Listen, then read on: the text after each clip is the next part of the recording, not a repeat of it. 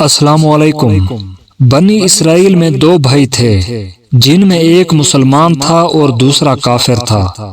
دونوں دریا میں شکار کرتے تھے۔ کافر بت کو سجدہ کرتا تھا، مگر جب مچھلیوں کے لیے جال تیار کرتا تو اس میں ڈھیروں مچھلیاں آ جاتی، اس کو کھینچنا بھی اس کے لیے مشکل ہو جاتا۔ مگر مسلمان کے جال میں صرف ایک ہی مچھلی آتی تھی اور اس پر صبر کے ساتھ خدا کا شکر ادا کرتا تھا۔ اتفاقاً ایک روز اس مسلمان کی بیوی اپنے مکان کی چھت پر گئی تو اس کی نظر کافر کی بیوی پر پڑی جو زیور اور بہترین لباس سے آراستہ تھی۔ یہ دیکھ کر اس مسلمان کی بیوی کے دل میں وسوسہ پیدا ہوا کہ کاش میں بھی ایسی ہوتی۔ تو کافر کی بیوی بولی، تو بھی اپنے شوہر کو اس پر آمادہ کر لے، وہ بھی میرے شوہر کے معبود یعنی بت کی عبادت کیا کرے تاکہ تو بھی میری طرح مالدار ہو جائے۔ یہ سن کر مسلمان بھائی کی بیوی کچھ غم زدہ سی ہو کر نیچے آئی، اور جب اس کا شوہر گھر آیا تو اس نے بیوی کا حال متغیر دیکھ کر دریافت کیا، آخر کیا بات ہے جس سے تو اس قدر غم زدہ معلوم ہوتی ہے؟ تو وہ کہنے لگی، بس میاں، یا تو تم مجھے طلاق دے دو یا اپنے بھائی کے معبود کی عبادت شروع کر دو۔ یہ سن کر اس کے شوہر نے کہا، خدا کی بندی، تو خدا سے نہیں ڈرتی؟ ایمان کی دولت ملنے کے بعد یہ کفر کی باتیں کرتی ہے۔ تو عورت بولی، بس مجھ سے اب زیادہ باتیں نہ بناؤ، میں بھی دوسری عورتوں کی طرح اچھا لباس، اچھے زیورات پہننا چاہتی ہوں۔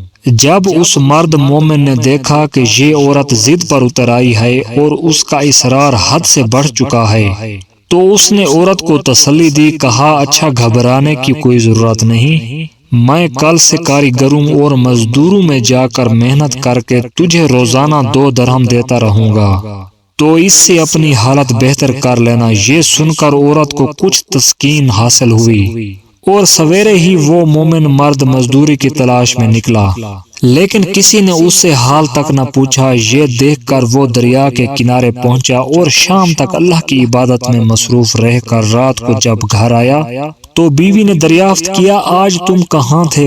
وہ کہنے لگا، میں بادشاہ کی خدمت میں مصروف تھا، اس نے مجھ سے 30 دن کام کرنے کی شرط کی ہے۔ عورت نے کہا کہ آخر وہ بادشاہ تم کو کیا دے گا؟ تو اس نے جواب دیا کہ میرا بادشاہ بڑا کریم ہے۔ میرا بادشاہ بڑا کریم ہے اور اس کے خزانے مال و دولت سے بھرے ہوئے ہیں، وہ مجھے وہ دے گا جو میں چاہوں گا۔ اسی طرح برابر وہ اپنے معبود برحق کی عبادت میں مصروف رہا۔ اور 30ویں رات ہوئی تو بیوی نے کہا، سنو میاں، اگر کل تم نے مجھے مزدوری لا کر نہ دی تو مجھے طلاق لازمی دے دینا۔ یہ سن کر اس کو اس قدر پریشانی لاحق ہوئی اور 30ویں صبح کو اس نے ایک یہودی سے کہا، کیا تم مجھے مزدوری پر لگا لو گے؟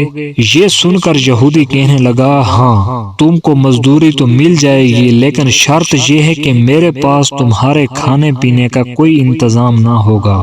چنانچہ وہ مرد مومن روزے کی نیت کر کے یہودی کے ساتھ ہو لیا۔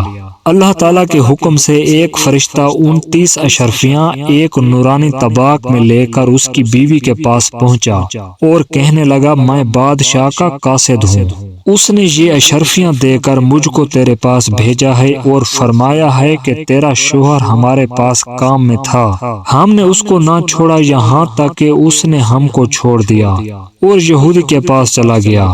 اگر وہ ہمارا کام کرتا تو ہم اس کو اور زیادہ اجرت دیتے، بس یہ ایک اشرفی کی کمی اسی وجہ سے ہے۔ وہ عورت ان اشرفیوں میں سے ایک اشرفی لے کر بازار گئی، سنار نے اس کی 1000 قیمت عورت کے ہاتھ میں رکھ دی، اور جب شام کو وہ مومن مرد گھر واپس لوٹا تو اس عورت نے اس سے دریافت کیا، آج تم کہاں تھے؟